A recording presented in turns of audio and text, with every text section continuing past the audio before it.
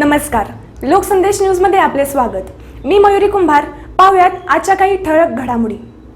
मिरजेतील प्रश्न सुटण्यासाठी प्रयत्न आवश्यक होणे आहे। मिरजेची अशी दुर्दशा येथील जनता किती दिवस सहन करणार, असा सवाल जनसुराज्य शक्ती पक्षाचे अध्यक्ष आमदार विनय कोरे यांनी उपस्थित केला आहे।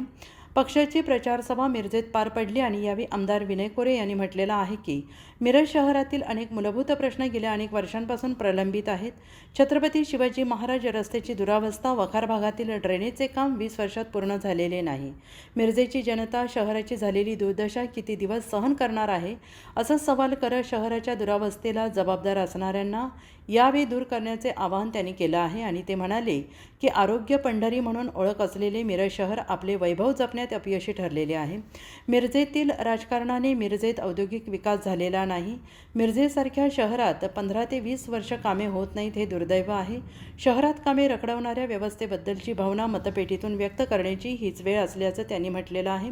मिशन हॉस्पिटल मिरज दूध डेअरी बंद अवस्थेत असल्याकडे आणि रेल्वे जंक्शन असूनही औद्योगिक विकास होत नसल्याकडे त्यांनी लक्ष वेधलेलं आहे। या कार्यक्रमांमध्ये प्रदेश अध्यक्ष समितदादा कदम यांनी मनोगत व्यक्त केलं आहे। यावेळी डॉक्टर पंकज म्हेत्रे, महादेव कुरणे, अमर पाटील, अशोकराव माने, संभाजी मेढे, स्वाती पारधी यांच्यासह पक्षाचे सर्व उमेदवार आणि पदाधिकारी आणि कार्यकर्ते उपस्थित होते।